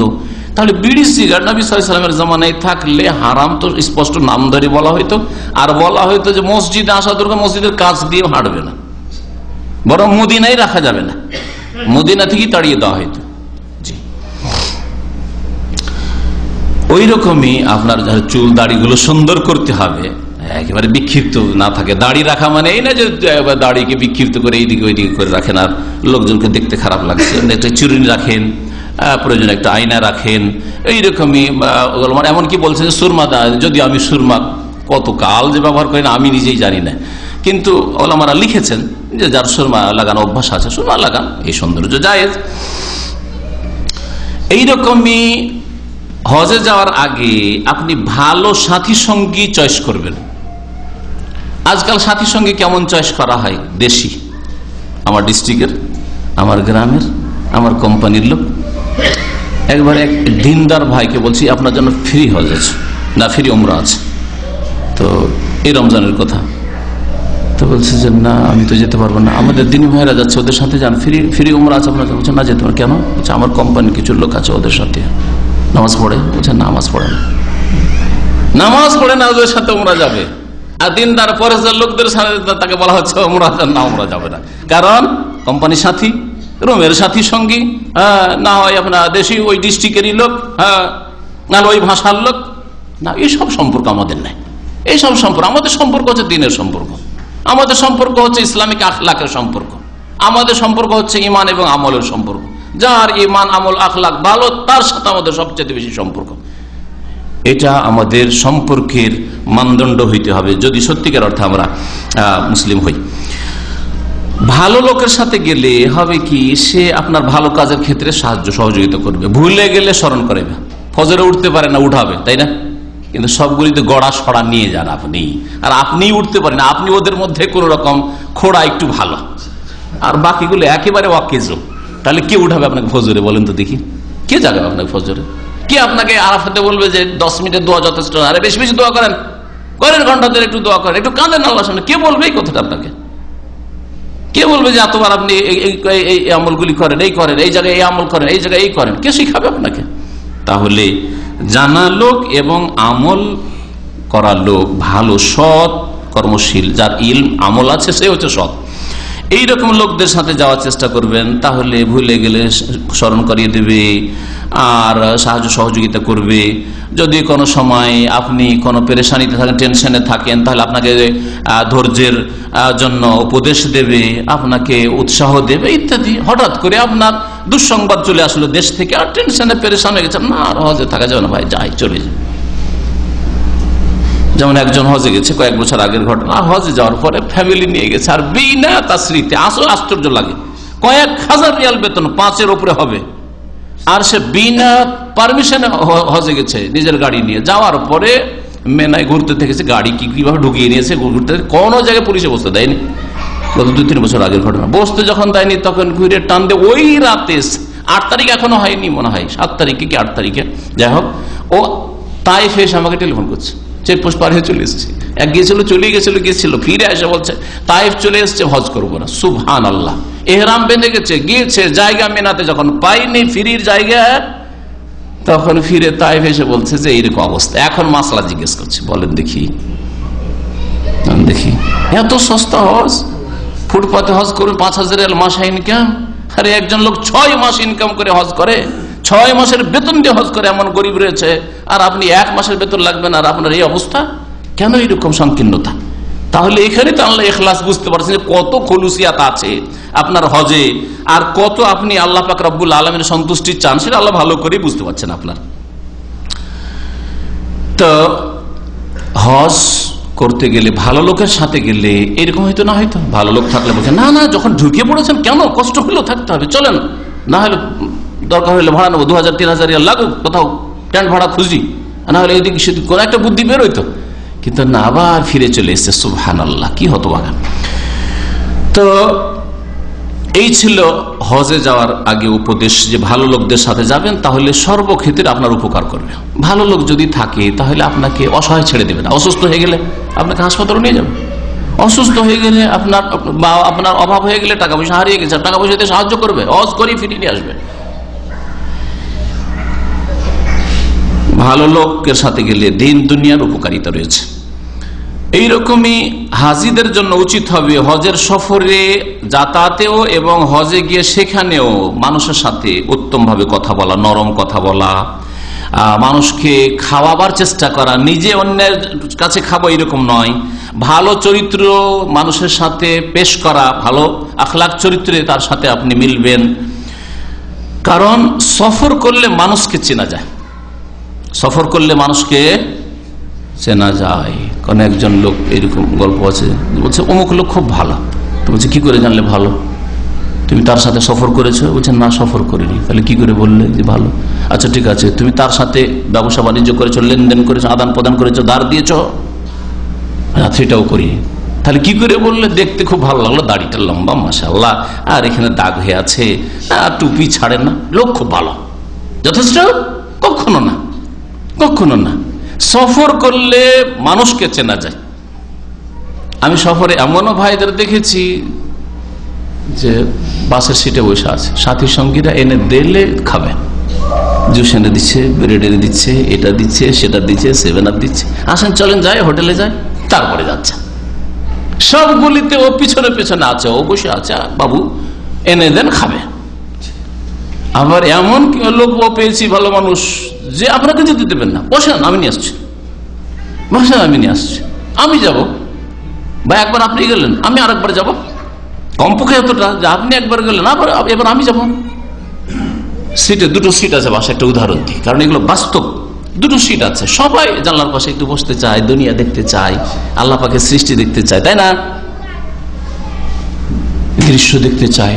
তো যেই ব্যক্তি পাশে সিট পেয়ে জানলার পাশে আছে, তো আছে, 24 ঘন্টার রাস্তা, হয়তো হজে তো 30 ঘন্টাও লেগে যায় মাঝে মাঝে, এখান থেকে দামাম থেকে যেতে 24 ঘন্টার রাস্তাও জানলার পাশে নিয়েছে, তো নিয়েছে মিসকিনের জন্য। আর তাও মোটা মানুষ হলে তো আরো কষ্ট দেব, বসে আছে আরামসে, আগে বসেছে সে, তারপরে বাকি জায়গাতে আপনি বসেন, যেমন ভাবে বসবেন তেমন ভাবে বসেন, আমি বসে গেছি না, এরকম না। ওই দেখেন যে না, ওর জায়গায় এখানে আমি অর্ধেকের বেশি নিয়ে নিচ্ছি, এটা আমার জন্য জায়েজ নয়, এটা খেয়াল করবেন। তারপরে গোটা রাস্তা আমি জানলার পাশে আল্লাহর এই সৃষ্টি দেখলাম, আর কিছু দেখতে পেল না, বাসের মধ্যে লোকজনই দেখছে শুধু, না না না, একটু যদি একবার নামলাম এক পেট্রোল পাম্পে, আমি এইদিকে বসলাম, আর একবার এইদিকে বসলাম, ভাই আপনি এইদিকে বসেন, আপনাকে জানো মাশাআল্লাহ কত ভালো মানুষ গো, এটা তো আমার সিটই না, ও তো সিট ওর। তারপর আমাকে বলছেন না এখানে বসেন, আপনি এখানে বসেন, একটু এদিকে বসেন, আপনি চেনা গেল আপনাকে যে আপনি কি চরিত্রের মানুষ। তো হজে এই আদব কায়দাগুলি যেন থাকে। ওই রকমই ধরেন মেনা থেকে মক্কা আসবেন, যাবেন বাসে, একজন সিট পেয়েছেন, একজন দাঁড়িয়ে আছেন, সিট পেয়ে গেছেন, আর 5 ঘন্টা লেগেছে। আমি এমন হজ হয়েছে যে এই 5 কিলোমিটারের পা চলছে না যে হাঁটবো, বিসমিল্লাহ বলে বাসে চাপলাম, 5 ঘন্টা পরে মেনার আরো 2 কিলোমিটার ওইদিকে নামিয়েছে, আবার হেঁটে হেঁটে আসতে হয়েছে এরকম। তাহলে একটা লোক সিট পেয়েছে, 5 ঘন্টা ধরে আরামসে বসে আছে, তো তাকেও আরাম লাগে না 5 ঘন্টা, কিন্তু তারপর তুলনামূলক আর একজন দাঁড়িয়ে আছে, তো আছে না, আপনি একটু খেয়াল করেন, ভাই আমি অনেকক্ষণ বসে থাকলাম, চলেন আপনি একটু বসে যান, আমি একটু দাঁড়াই, কত খুশি হয়ে যায়, বলে না এটা আমার দিনী ভাই, মমিন ভাই, এ মানুষের কষ্ট বুঝে, এ হচ্ছে আসলে চরিত্রবান মানুষ। তো এইরকম যেন আখলাক চরিত্র আপনার হজে হয়, এই ট্রেনিং গুলি যদি আপনার না থাকে, ইসলামিক তরবিয়ত না থাকে, তাহলে শুধু হজ করে লাভ নাই। আপনার কোন রকম হয়তো ফরজটাই আদায় হবে, কিন্তু হজের সেই সওয়াব আপনার হবে না। এইরকমই হজের আর 1-2টি আদব বলবো, সেটা হচ্ছে যে যখন হজের জন্য বিদায় হবেন, তো আত্মীয় স্বজনদের কাছ থেকে বিদায় নেবেন, তাদেরকে দোয়া দেবেন, তাদের জন্য আপনি দোয়া করবেন, আর তারা আপনার জন্য দোয়া করবে, তাদের কাছে দোয়া চাইবেন। এইরকমই আপনার পরিবার ছাড়া বন্ধু বান্ধব আছে, আত্মীয় স্বজন আছে, যারা সামনে আসলে দেখা সাক্ষাৎ হলো, গ্রামের লোক, ওদের কাছ থেকে দোয়া নিয়ে গেলেন, যেখানে আছেন এখানে যেমন দোয়া নিয়ে গেলেন, আপনি দোয়া দিয়ে গেলেন, আস্তাউদিউকুমুল্লাহ, যেমন দোয়া নবী কারীম সাল্লাল্লাহু আলাইহি ওয়াসাল্লামের হাদিসে রয়েছে, দীনাকুম আমানাতু খাওয়াতিম আমালিকুম, আরেকজন বলে আস্তাউদিউল্লাহি লা তাযি ওয়াদায়াহু, এইসব পড়বেন। যদি আরবিতে না জানা থাকে, আল্লাহ আপনাদের হেফাজত করুন, ফি হিফজিল্লাহ, আল্লাহ ফি আমানিল্লাহ, আল্লাহ ভালো রাখো আল্লাহ আপনাদেরকে, আপনি মুসাফির, আপনার দোয়া কবুল হবে, আর আপনি ওদের কাছ থেকে দোয়া পেলেন, দোয়া করবেন আমার জন্য, আল্লাহ যেন আপনাকে হেফাজতে সহি সালামতে নিয়ে যায়, সহি সালামতে ফিরে আসে। কত সুন্দর হলো। তো এইরকম করবেন, দোয়া নেবেন আপনজনদের কাছ থেকে, ভাইদের কাছ থেকে, যারা আশেপাশে আপনার আছে, আশেপাশে নেই কিন্তু নেক লোক, ভালো মানুষ, তাহলে টেলিফোন করলেন যে আমি হজে যাচ্ছি, একটু দোয়া করবে আমার জন্য। হ্যাঁ, সে দোয়া দিল, আপনার কাছ থেকে দোয়া চাইলো। শেষখানে বলবো যে বাড়ি থেকে বেরিয়ে বাড়িতে ফিরা পর্যন্ত নবী করিম সাল্লাল্লাহু আলাইহি ওয়াসাল্লাম থেকে যেখানে যেখানে যেই সুন্নতি দোয়াগুলি রয়েছে, সেই দোয়াগুলি ভুলবেন না। বাড়ি থেকে বের হওয়ার সময় দোয়া, গাড়িতে চাপার দোয়া, কোনো নতুন জায়গায় নামার দোয়া, হ্যাঁ, এছাড়া যেসব বাথরুমে যাওয়ার, বাথরুম থেকে বের হওয়ার, এইভাবে অনেক দোয়াই রয়েছে, অনেক জায়গায় রয়েছে, এই দোয়াগুলি পড়বেন, যাতে করে আপনার সফর আল্লাহ পাকের হেফাজত হয়, আর আল্লাহ পাক রব্বুল আলামিন যেন আপনার হেফাজত করেন, আল্লাহ পাক যেন আপনার সফরে বরকত দান করেন, এই আশা নিয়ে আপনি আপনার সফর করবেন।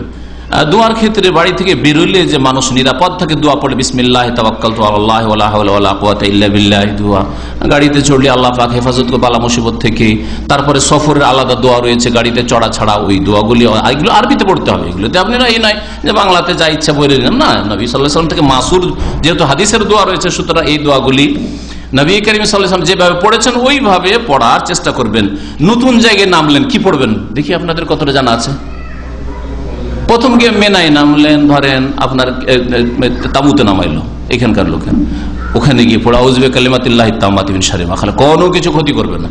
আরাফায় নামলেন এক জায়গায়, ওইটা পড়ে আউযু বিকালিমাতিল্লাহি তাম্মাতি মিন শাররি মা খালাক। মুজদালিফায় রাত্রে নামলেন আউযু বিকালিমাতিল্লাহি তাম্মাতি মিন শাররি মা খালাক। মক্কায় গিয়ে হোটেলে নামলেন আউযু বিকালিমাতিল্লাহি তাম্মাতি মিন শাররি মা খালাক। যে কোনো সফরে, শুধু হজের সফরে নয়, হজের সফরে নয়, দেশে যাচ্ছেন এয়ারপোর্টে নামলেন, এয়ারপোর্টে নামতে কত রকমের অনিষ্ট সামনে থাকতে পারে, তার সম্মুখীন হতে পারেন, কত রকমের কষ্টদায়ক কিছু হইতে পারে। আউযু বিকালিমাতিল্লাহি তাম্মাতি মিন শাররি মা খালাক। আমাকে আজকে এক মদিনা ইউনিভার্সিটির ছাত্র ভাই বলছেন যে বাংলাদেশ গেলাম সফরে, আর 3 মাস থাকলাম আলহামদুলিল্লাহ, আর কত জায়গায় যে কত ফিতনা ফাসাদ আর মিছিল আর মারপিট আর ভাঙচুর দেখলাম, কিন্তু যেখানে নামি আপনার বক্তব্য ছিল সফরের আদব, আমার আরেকের বক্তব্য আছে, ওই বক্তব্যটা শুনে গেছিলাম, আর শোনার পরে যেখানে নামি পড়ি আউযু বিকালিমাতিল্লাহি তাম্মাতি মিন শাররি। বলছে রাজশাহী নামলাম আউযু বিকালিমাতিল্লাহি তাম্মাতি মিন শাররি, ঢাকায় গিয়ে নামলাম আউযু বিকালিমাতিল্লাহি তাম্মাতি মিন শাররি মা খালাক।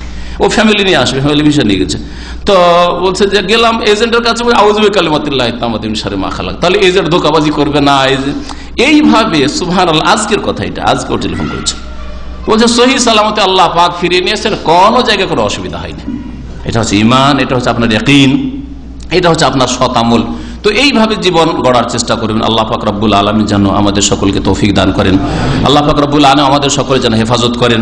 যেসব ভাই বোনেরা হজের জন্য ইচ্ছা করেছেন, হজ ফরজ হয়ে রয়েছে, আল্লাহ পাক তাদের যেন মনের আশা পূরণ করেন, আল্লাহ পাক তাদের জন্য যেন সফর সহজ করে দেন।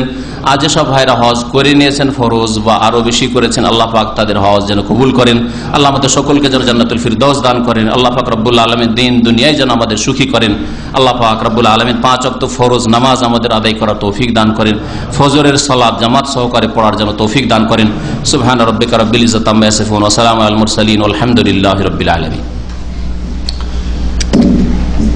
হজে আসার সময় যে দেশে একটা খানা করে, হজে আসার সময় আমাদের ভাই জিজ্ঞাসা করছেন যে দেশে খানা করে জায়েজ আছে, এইরকম খাবার কথাই নবী রাহমাতুল্লাহ আলাইহি সহিহ মুসলিম ভাষ্যে উল্লেখ করেছেন। আর এই রকমের খাবার হজ থেকে ফিরে গিয়ে করতে পারে, হজে আসবে তারাই করতে পারে। কিন্তু হজে আসার আগে অনেকে এইরকম দাওয়াত এই জন্য করে যে যাতে করে লোকেরা টাকা পয়সা দেয়। তো এইরকম যেন অসৎ নিয়ত না থাকে যে অপরের কাছ থেকে টাকা নেবো, কিছু সাহায্য পাবো সেই জন্য খাওয়াচ্ছি, এইরকম যেন নিয়ত না থাকে। যদি খাওয়াবেন লিল্লাহ আল্লাহ সন্তুষ্টির জন্য খান, আর না হলে হজ থেকে ফিরে যায় খাওয়ান, হজ থেকে ফিরে যেয়ে দাওয়াত করেন, কোনো অসুবিধা নেই। তবে এইরকম দাওয়াত নবী করিম সাল্লাল্লাহু আলাইহি ওয়াসাল্লাম থেকে প্রমাণিত নয় যে এই হজ থেকে ফিরে এসে নবী সাল্লাল্লাহু আলাইহি ওয়াসাল্লাম খাওয়িয়েছেন, এইরকম ধরনের সুন্নত নয়, জায়েজ আছে। আমাদের ভাই বলছেন যে কুরবানি করতে কোনো ব্যক্তিকে কুরবানির জন্য পয়সা দিয়ে দেওয়া, অনেকে দেয়, হয়তো দিলেন আপনি 400 রিয়াল, আর সে 200 রিয়ালের একটা কিনে কোন রকম গড়া সড়া দিয়ে চালিয়ে দিল, না, এই জন্য দেবেন না। কোন ব্যক্তির মাধ্যমে এইরকম কুরবানি করবেন না, করাবেন না।